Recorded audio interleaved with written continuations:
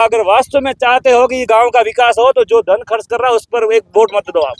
बिल्कुल जो 0% में जो ईमानदार व्यक्ति होगा वो खर्चा नहीं करेगा, चोर होगा वो इन्वेस्टमेंट करेगा। ये इन्वेस्टमेंट बिजनेस बना चुका है। ये राजनीति वर्तमान की पॉलिटिकल एक राजनीतिक व्यापार बन चुका है। पहले इन्वेस्ट करो, उसके बाद 3 गुना वसूल करो। अगर आप वास्तविकता चाहते हो, जनता अगर वास्तविक काम चाहती है तो जो चुनावी खर्चे करते हैं उनको बहिष्कार कर लो। गांव जो अभी जिस अवस्था में है इसका मुख्य कारण है ना बिचौलिए है। बस जो वोट एकत्र करने के संसाधन है हर पार्टी वालों ने अपने बिचौलिए छोड़े हुए हैं।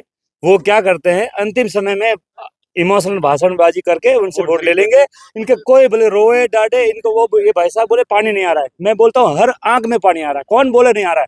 वो अपनी जगह सही है। पानी उन्होंने पानी का मतलब वायदा किया था पूरा कर रहे हो। वो हर नल में ला रहे थे और हर आंखों में ला रहे हैं। बहुत बड़ा उपकार है उनका, कम नहीं है इन बिचौलियों का।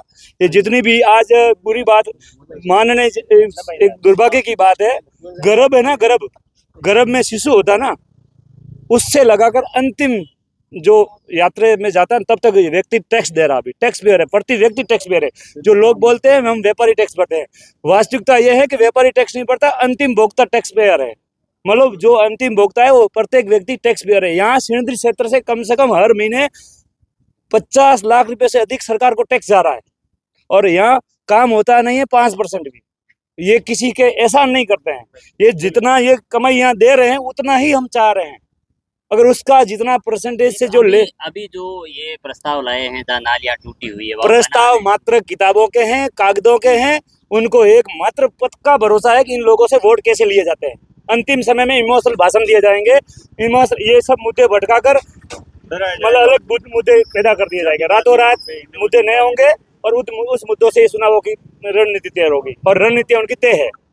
आप बोले रो डाडो, ये जितने भी लोग हैं ना ये सब ये है ना भावुक है और सब भावुकता में रहेंगे। पहले पिछली बात चुनाव की बात करें तो पंचायती राज के चुनाव थे, वहाँ का मुद्दा अलग था और माहौल अलग था। नगर पालिका बनी है सिणधरी, पहली बार चुनाव होने जा रहे हैं, क्या लोगों का रुझान क्या है? ये सिणधरी की भविष्य की नींव है।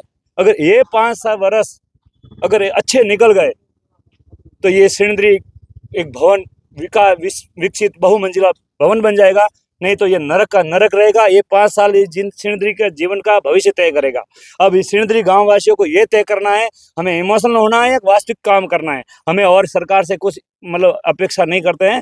जो हमारे इस गाँव का जो टैक्स जाता है ना वो आप शहरों में खर्च मत करो। हमारे गाँवों का जो पैसा है या ढाणियों का जो पैसा आ रहा है वही पैसा जो टैक्स का है वो हमारे अंदर आप खर्च करो।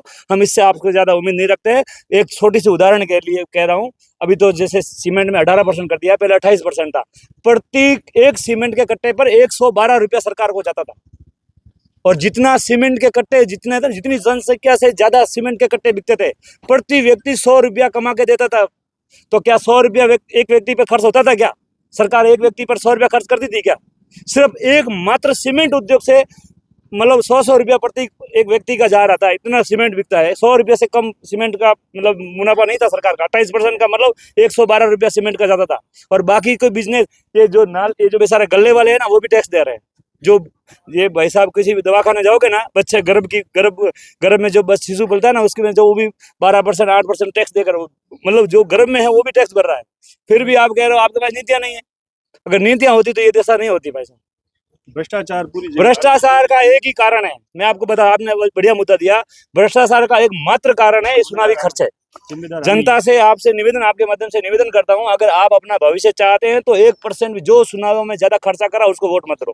प्रति व्यक्ति अपने मत का विवेक का उपयोग करो। आप किसी माहौल देखकर वोट मत दो। माहौल बनता है धन के माध्यम से और धन खर्च करने वाला माहौल बनाता है पैसा, अथाह पैसा खर्च करने से। तो अगर वास्तव में चाहते हो कि गांव का विकास हो तो जो धन खर्च कर रहा है उस पर एक वोट मत दो आप। बिल्कुल जो 0% में जो ईमानदार व्यक्ति होगा वो खर्चा नहीं करेगा, चोर होगा वो इन्वेस्टमेंट करेगा। ये इन्वेस्टमेंट बिजनेस बना चुका है। ये राजनीति वर्तमान की पॉलिटिकल एक राजनीतिक व्यापार बन चुका है। पहले इन्वेस्ट करो, उसके बाद 3 गुना वसूल करो। अगर आप वास्तविकता चाहते हो, जनता अगर वास्तविक काम चाहती है तो जो चुनावी खर्चे करते हैं उनको बहिष्कार कर लो। नहीं, अब ये बात सही है आपकी। जब ये ग्राम पंचायतें थी, यहाँ वार्ड की जो वार्ड पंच थी, उसके बाद में ये नगर पालिका बनी तो वो पार्षद में कन्वर्ट हो गए लोग। 1 रुपये का खर्चा नहीं हुआ था। 2.5 साल 2 साल उनको काफ़ी लंबा समय उनके पास रहा है विकास करवाने के लिए।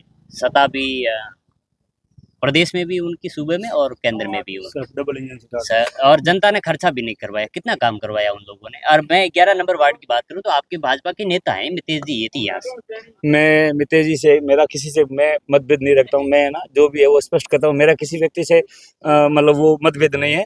मगर ये जो विकास का जो ढांचा बना है ना पूरे भारत का, मैं यहाँ सिंदरी का नहीं कह रहा हूँ, जितने भी ये जो ढांचा बना ना, ये संघीय ढांचा बना है ना, वो सब करप्शन पे टंगा। पहले खर्च करते हैं, खर्च करने के बाद में उन्होंने पैसा खर्च किया तो वो तो पैसे बेचारे निकलेंगे। भाई आपने अगर व्यापार में 5,000 रुपये डाले तो 6,000 करोगे ही आप। तो इसमें किसी का, ये इसमें जनता को मैं विशेष आग्रह आपके माध्यम से कर रहा हूँ कि आप बिल्कुल शून्य पे, जो व्यक्ति बिल्कुल खर्चा नहीं कर रहा है, चाहे भी अपने घर से पीनी है तो ये काम होगा। अगर आप किसी से खर्चा करवाओगे तो वो वसूल करेगा।